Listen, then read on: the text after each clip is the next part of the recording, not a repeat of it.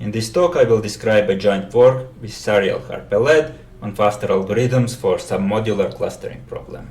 A clustering problem generally asks to partition an input dataset into groups of similar objects, such that elements in the same group are more similar than elements in different groups. There are many ways to formalize such a problem, and it is often formalized as a constraint minimization problem. An example of a minimization problem is as follows. We are given a set of endpoints from a d-dimensional space, and our goal is to find a subset of size k such that if we sum over all points from the endpoints of the distance from the point to a closest point from the set of centers, then the sum is minimized. That is, we minimize this expression where the distance from a point to a set of centers is a minimum distance from a point to a center in the set of centers. We can write this problem as the following constraint minimization problem, where we minimize over all subsets of size k. This particular problem is known as the k-median objective.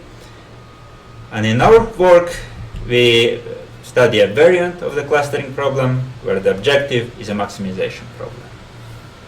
More specifically, we want to maximize over all point sets of size k from the d-dimensional space of the following expression. We sum over all points from the given set of points of function f applied to the distance from the point P to the closest point in the set of centers C. The function f is an arbitrary non-increasing and non-negative function. For instance, it could be the Gaussian function given by this expression.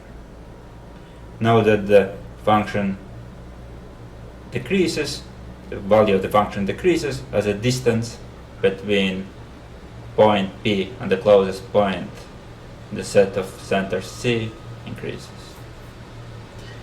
And in this talk, we will focus only on the Euclidean distance between point P and the closest point C in the set of centers, capital C. Here is again the optimization problem. And as I said before, the function is decreasing and our goal is to maximize the sum. As a result, we want to minimize the distance for every point to the closest cluster center.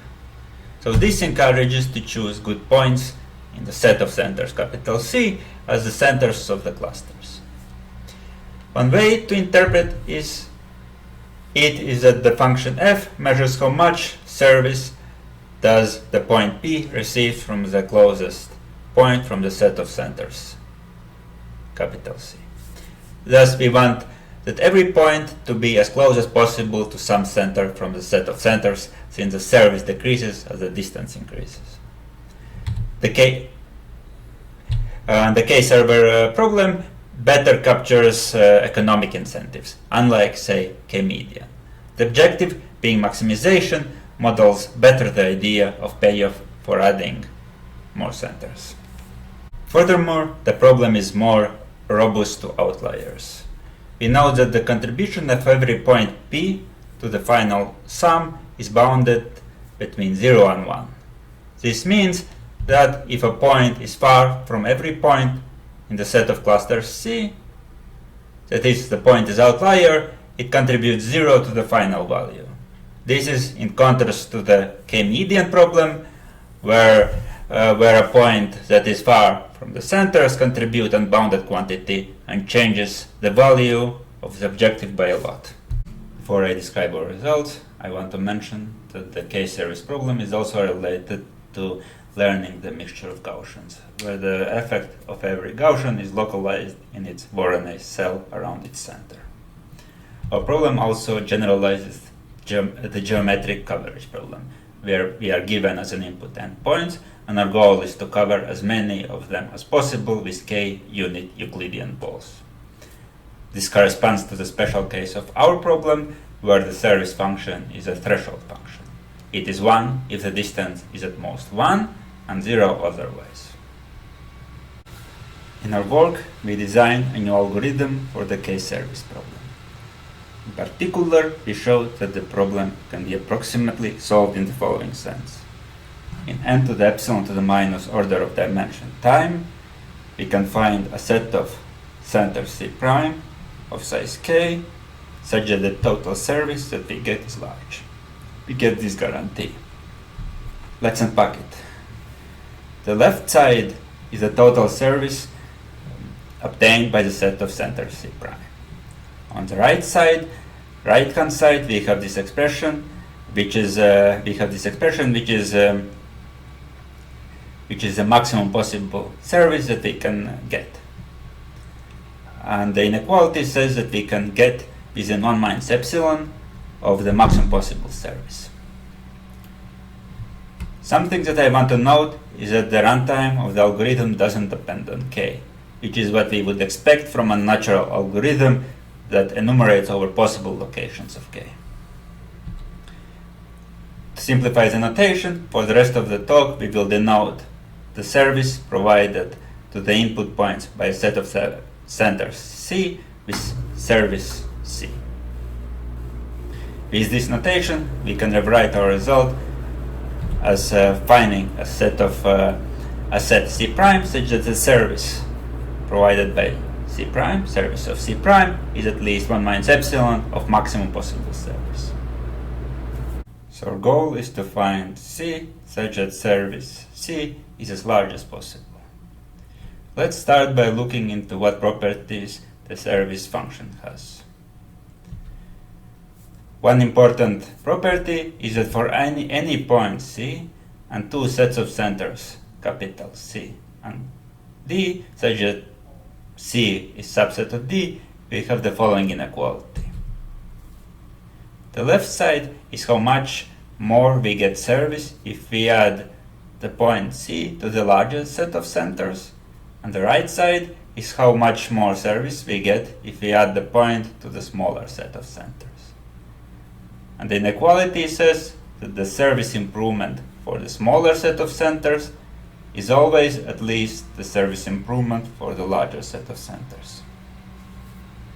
This is also known as the diminishing returns property.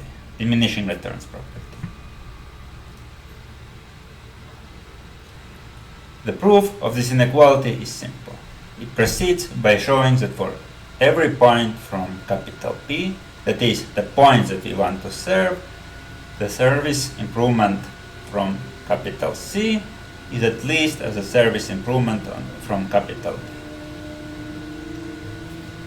As the final service is sum of all services from points in capital P, we get the inequality. The above diminishing returns property is also known as submodularity. So we obtain that the service function is a submodular function. It is well known that a submodular function can be maximized to within a constant factor easily. And the algorithm is a natural greedy algorithm. It starts by setting the set of centers to be an empty set. And then it repeats the following k times. We pick a point C that increases the service function maximally, and we add it to the current set of centers. After k iterations, we will have a set of centers of size k, which we return as an output. By known results of submodularity, this algorithm obtains a constant factor approximation to the maximum value of picking k centers. We get this guarantee. That is, the service obtained by chosen set of k centers, service of C, is at least 1 minus 1 over E times the maximum possible service. That is, in particular, this gives in particular a factor of 2 approximation to the maximum possible service. One question remains about the algorithm.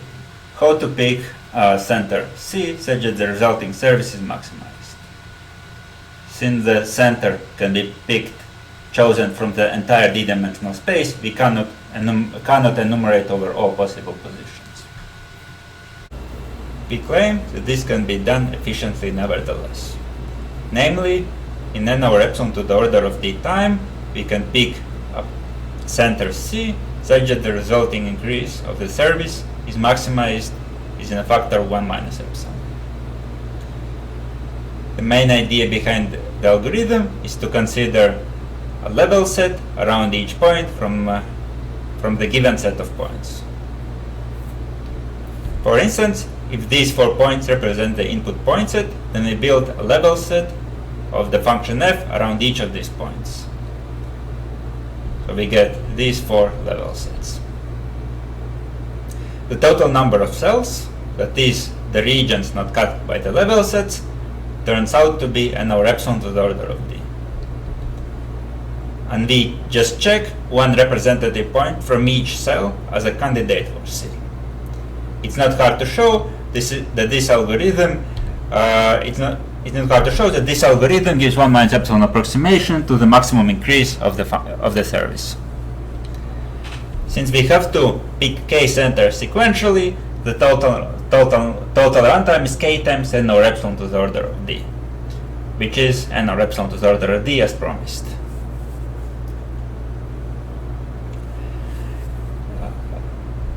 This algorithm, so as a result, this algorithm gives 1 minus 1 over e, essentially 1 minus 1 over e approximation to the objective. This raises a question: what if we want a better approximation than 1 minus 1 over e? For instance, can we get, say, 0.999 or even 1 minus epsilon approximation to the objective, instead of just a constant factor approximation? And in our work, we designed such an algorithm. The algorithm has several steps, and the first step is invoking the above algorithm that we just saw, and that gives us a factor of 0.5 approximation to the objective. In the next step of the algorithm, we improve the approximation factor to be 1 minus epsilon. We repeat the following.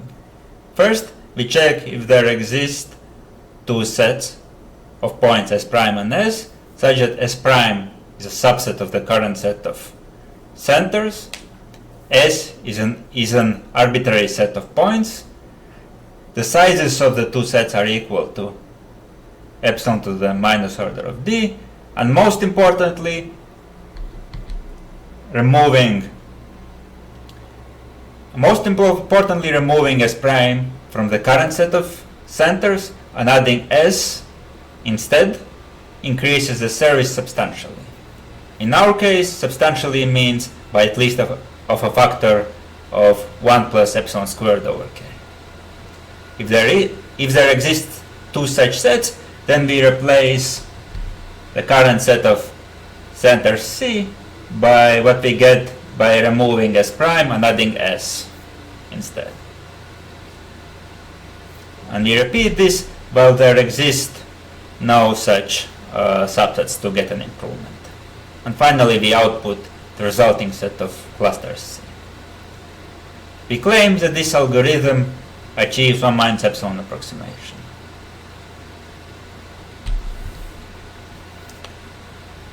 This means that by making local changes to the current set of clusters, removing and adding a few points, we can obtain nearly optimal solution to the maximum service problem.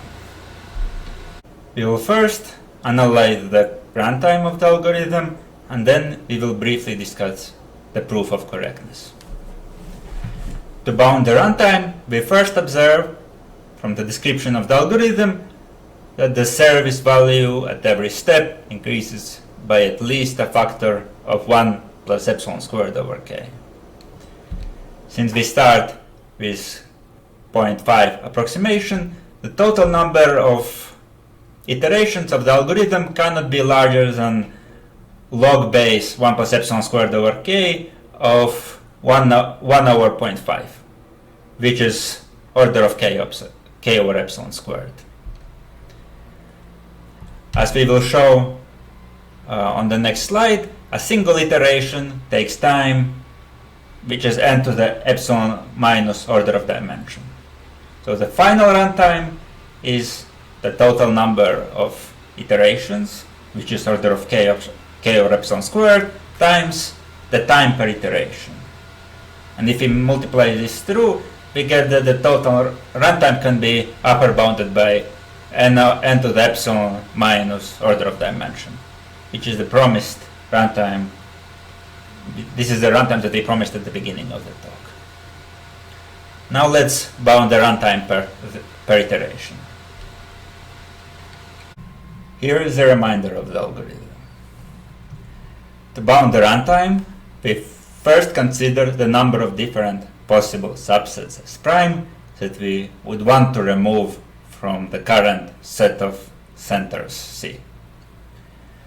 The number of such subset is upper bounded by size of C to the size of S prime, which is k to the t.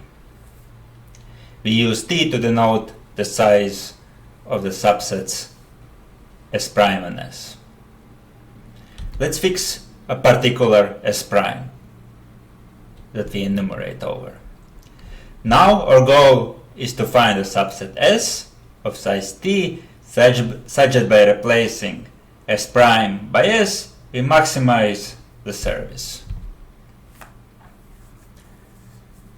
And as we will see on the next slide, this can be done in n over epsilon to the order of t times d time. And the final runtime of the final runtime of an iteration is k to the t, which is for choosing S prime, times n over epsilon to the order of t times d for choosing S, which is at most n to the epsilon to the minus order of dimension. And here, to get this upper bound on the runtime, we use the choice of t, which is from the description of the algorithm. That is, we set t to be equal to epsilon to the minus order of dimension. So we need to bound the runtime per iteration to complete the runtime analysis of the algorithm. Let C be the set of centers. We claim that in n over epsilon to the order of t times dimension time, we can find a set of points S such that size of S is t and service of S added to the current set of centers C is at least 1 minus epsilon times the maximum service obtainable by adding a point set of size t to the current set of centers C. The main idea behind the algorithm is similar to what we saw before. We consider a level set around each of the endpoints from the input set of points. The number of cells in this arrangement of Euclidean balls is n over epsilon to the order of dimension. Then we pick one point from each cell as a representative of the cell and check all tuples of size t of representatives to find the best choice of point set S. This gives the promised runtime of n over epsilon to the order of t times dimension, and it's not hard to prove that it also gives 1 minus epsilon approximation to the best choice of t points to add to the current set of centers. So this finishes the runtime analysis of our algorithm. It remains to prove the correctness of the algorithm. Here again is our algorithm.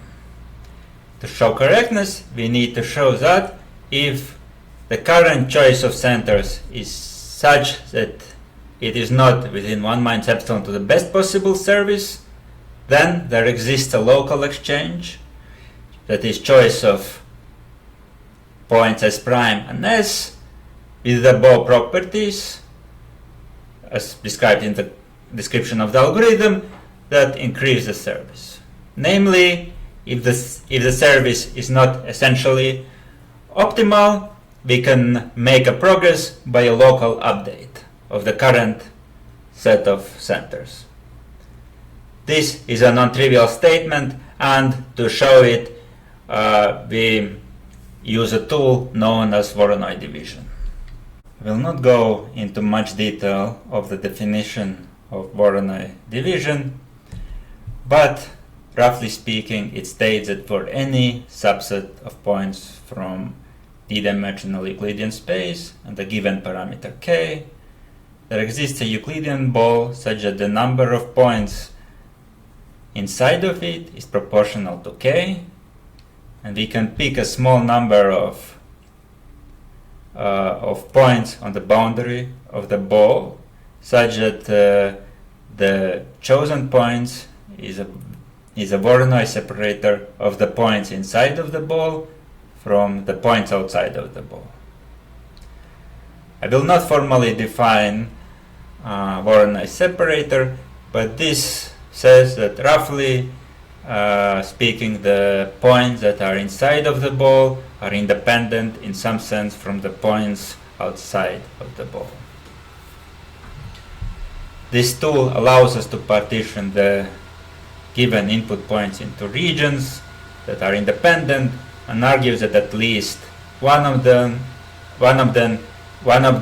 will have a good local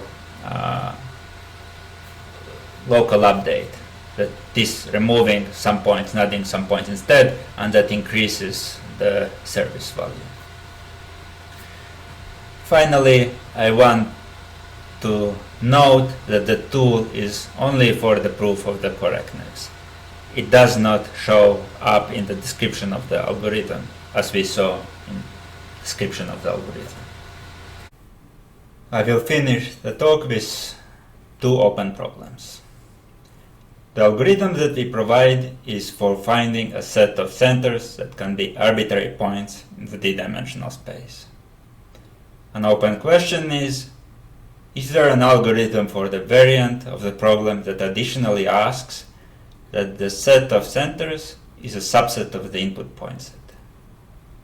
The bottleneck to devising such an algorithm is a non-existence of Voronoi division for this variant.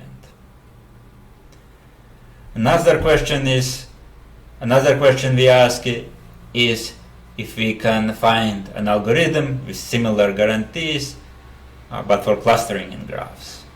Namely, when we replace the Euclidean distance with the shortest path distance in graphs. Thank you.